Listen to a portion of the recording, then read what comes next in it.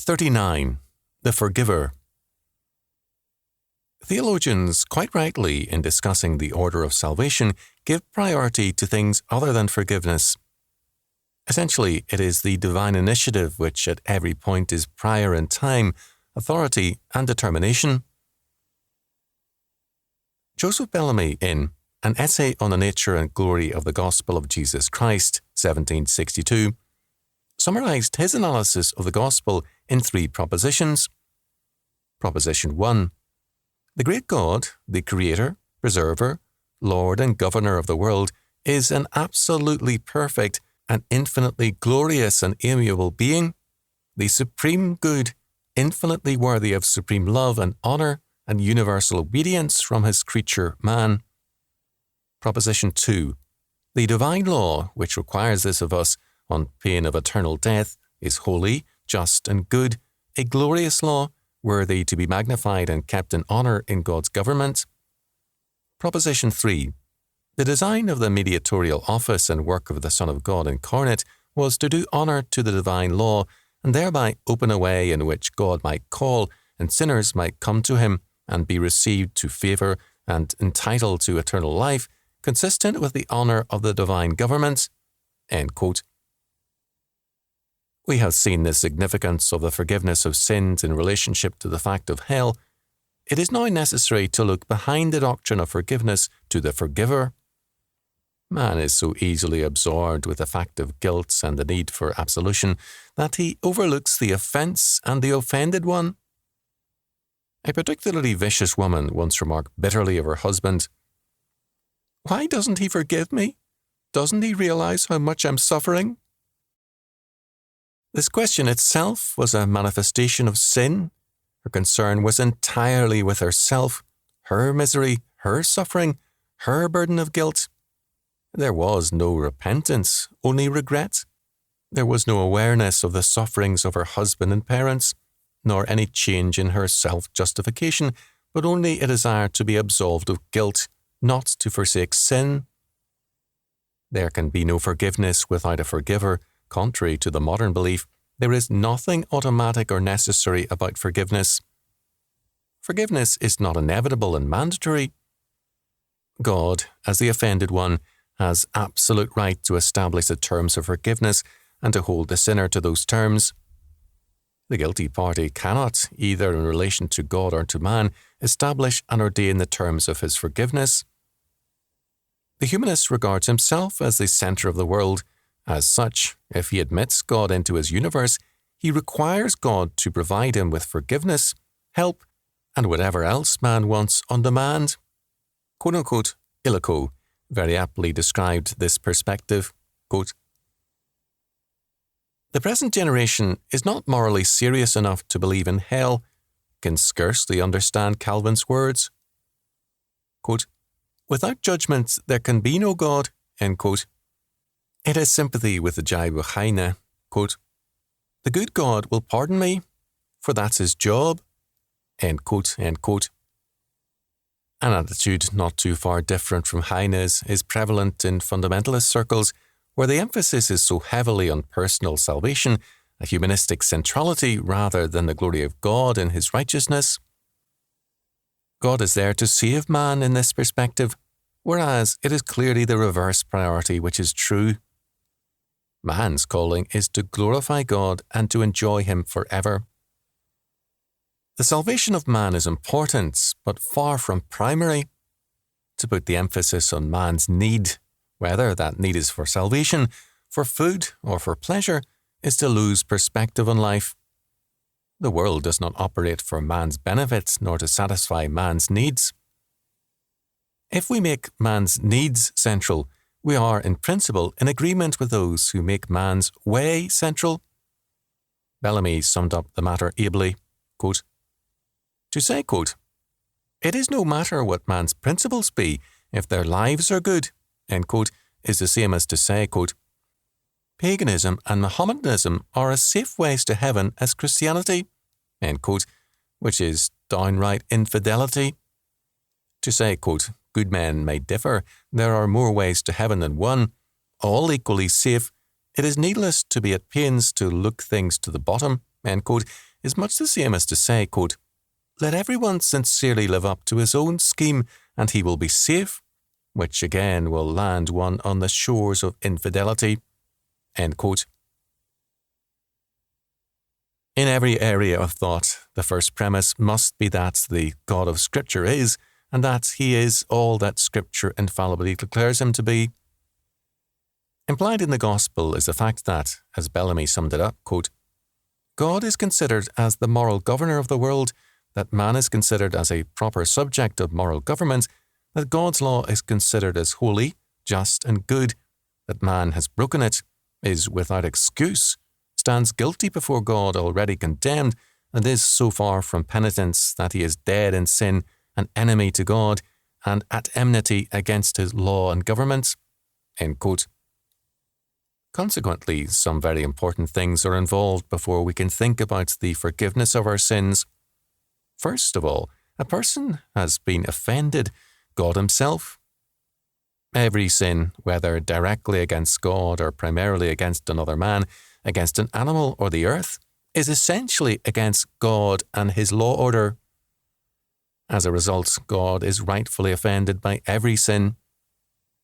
David, after his adultery with Bathsheba, declared, Against thee, thee only, have I sinned and done this evil in thy sight. Psalm 51:4. As Leupold commented on this, quote, all sin is seen to be great when it is understood as having been directed against none less than God, no matter how much man may have been wronged by it. End quote. Sin pits man's will against God's will, and man's dream of bending reality to his will against God's purposes and God's reality. Thus, sin is not only committed by a person, but it is also essentially against the person of God. Forgiveness is thus an aspect of relationship between persons. If there is no God and only an impersonal universe surrounds us, then forgiveness is also devalued. In an impersonal universe, reality is essentially impersonal, and answers to problems are sought in heredity, environment, sociology, naturalistic psychologies, and the like. The key, then, is sought apart from forgiveness and in terms of various adjustments and changes. Forgiveness is seen as an empty formula, an oral expression which clearly cannot change the past or alter the future. Because we live in an atheistic era which bypasses God and forgiveness, we are infected by its impersonality, and forgiveness is less basic or central to our relationships with one another. The result is that people are a major problem to one another, and for less reason, in a way unknown in more Christian eras. In other eras, men fought more and forgave more. They were more personal. Today, men fight less readily and forgive even less readily. Freud was right. The answer needed by the people on his couch was, Son, thy sins be forgiven thee. Arise, take up thy bed and walk. Mark 2:5 and 9. However, the patients on Freud's couch did not believe in nor want God any more than Freud did. As a result, they were there for a scientific and an impersonal answer.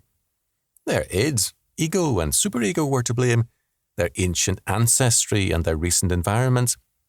They wanted the benefits of forgiveness, but never the forgiver. An impersonal age will have personal problems because it will recognize neither the centrality of forgiveness to the nature of man nor the permeating scope of forgiveness in the life of man. Personality clashes are common to every era. It was a problem in the Philippian church, and St. Paul wrote, quote, I beseech thee, Odious, and beseech Syntyche, that they be of the same mind in the Lord. Philippians 4:2. Then as now, women and men have personality clashes, but in an age of impersonalism, there is less ability to remedy that fact. Second, not only is the person of God offended by sin, but also his law and his order. God's peace is broken by sin, and his kingdom claimed by rebellion. The penalty for this offence is death. God's law must stand. As Bellamy so powerfully stated it, quote, the law supposed that God was really by name God, an absolutely perfect and infinitely glorious being, as it required us to consider and treat him as such. Our revolt was a practical declaration that he was not by nature God, nor worthy to be glorified as God. To give up the law in favour of his rebellious creature must therefore be the same in effect as for God to give up his own divinity and ungod himself in the sight of all his dominions to gratify a rebel. Again, the law also supposed that as God was the creator, Lord, and owner of the universe, and by nature God, so he was possessed of supreme authority, an authority infinitely binding and infinitely worthy to be revered. To give up the law was in effect the same as to resign his authority in favour of those who had despised it, given quitclaim of the universe, and tolerate a general revolt. As if God should say, quote, "The universe is not mine, nor have I any authority over it. Angels, men, and devils, all are at liberty. There is no king, and so everyone do what is right in his own eyes." For to hold his authority merely on the footing of the voluntary loyalty of his subjects, so that whenever any revolts, they are at liberty, no longer to obey, to do this only in one instance, is in effect to relinquish all claim to authority over any as founded in his Godhead and Lordship, which is, in effect, the same as to quit his claim to be his own divinity and to his own world, to gratify those who would gladly ungod him and dethrone him. In a word, for God to give up the law, which requires us to love and obey him with all our hearts, is practically to declare to his rebellious creatures, quote, "Your disaffection to my character and rebellion against my authority is no crime, for I am not worthy to be loved and obeyed with all your hearts, for I am not by nature God, an absolutely perfect, an infinitely glorious and amiable being, your Creator, Sovereign Lord and King, as in my law I claim to be." End quote. And to alter and abase the law and bring it down to the taste and good liking of an apostate world who were enemies to God and his government, enemies to the order and harmony of the universe, must be much the same as for God to give up his law and authority entirely. For he must quit his supremacy, give up the rights and honours of the Godhead, justify their revolt, turn to be on their side, turn enemy to God and to his law, and employ his infinite wisdom and almighty power to promote the schemes they have laid in consequence of their revolt, schemes suited to the taste of apostate creatures. And thus they must become as gods, as Satan said, and the Almighty become their true and faithful servant, for nothing short of this world suit an apostate world. But this is even worse than merely to quit his claim to the universe and resign his government over it, as it would be bad for King George to quit his throne for the president and fly his country, but worse to become the pretender's servant and to be obliged to employ all his power to promote the pretender's interests. End quote. Clearly, the law must stand or God is not God. The law declares that all men in Adam are sinners and are sentenced to death. This law is just, wise, and holy, and the enormity of man's sin in violating it is in proportion to the majesty and importance of God's law. If a presumptuous relative tells me that to believe in God is stupidity and orders me to forsake my faith, there is no wrong in disobeying his foolish commandment, because it is no law. The sin would be in obeying it. If, however, someone with authority commands me to do something which I am lawfully obligated to do, then I am clearly guilty if I disobey him. The greater the authority and the more important the commandment, the greater is my culpability if I disobey. Thus, to disobey God is the ultimate in guilt. The proper and necessary sentence for violating God's law order is death. Third, restitution and restoration are then necessary. This restitution can take the form of death. Man, having broken God's law, is himself broken by death and damnation. This is a negative aspect of restitution. Positively, the broken order must be restored. This man is unable to do, and this God does by his sovereign power and grace through Jesus Christ, who, as, quote, very God of very God and very man of very man, perfectly keeps God's law, recreates a new humanity by means of his atoning and regenerating work, pays a penalty for the redeemed ones by his death as their substitute, and gives them a new life as their bread of life.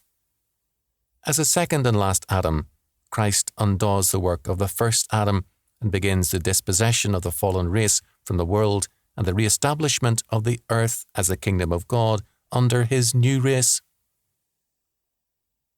Jesus Christ, as true God, is the forgiver. As true man and the second Adam, he is also the forgiven, and we are forgiven in him.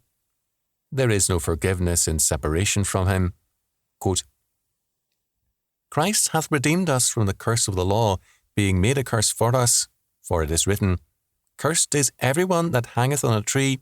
Galatians 3:13. Christ was, quote, made a curse for us, end quote, unforgiven and condemned to death, that he might destroy the power of death over us and bring us forgiveness. The requirement of the law held us under a curse, unforgiven and doomed to die. Out of this, quote, Christ redeemed us, end quote, or bought us, becoming a curse for us on our behalf. As Alford noted, Christ became, quote, a curse, not accursed, concrete, but a curse, abstract, to express that he became not only a cursed person, but the curse itself, coextensive with the disability which affected us, end quote. Lenski's comment brings this out very clearly. Quote, the expression is powerful. It is not, quote, became accursed, but, quote, became a curse. Not some part of our curse affected him through his contact with us, but our whole curse was on him, so that he was all curse. The expression used in 2 Corinthians 5:21 is still stronger. God himself made the sinless one, quote, sin in our stead. Isaiah 53:6, 1 Peter 2:24. It is said truly, quote, Christ became the embodiment of our curse, end quote. He became this voluntarily. He gave himself. Galatians 1:4-20. In Christ, quote, dwelleth all the fullness of the Godhead bodily. Colossians 2:9. In some similar sense, the fullness of the elect humanity, fallen but predestined for salvation, dwelled in Christ, the fullness of their sin and guilt being borne by him so that he might fully make atonement for them. Fourth, man's response to God's grace in Jesus Christ must be, among other things, an obedience to the law of God and a manifestation of his forgiving grace. The law must be obeyed because the purpose of our restoration is to establish us in our calling to exercise dominion and to subdue the earth under God as his kingdom. The mark of the redeemed is their calling to this task, their prayers and activity in terms of it. It is also forgiveness. Quote, forgive us our debts as we forgive our debtors. Matthew 6:12. We reveal our state of forgiveness by our application of it to those around us. The terms of forgiveness are those laid down by the forgiver,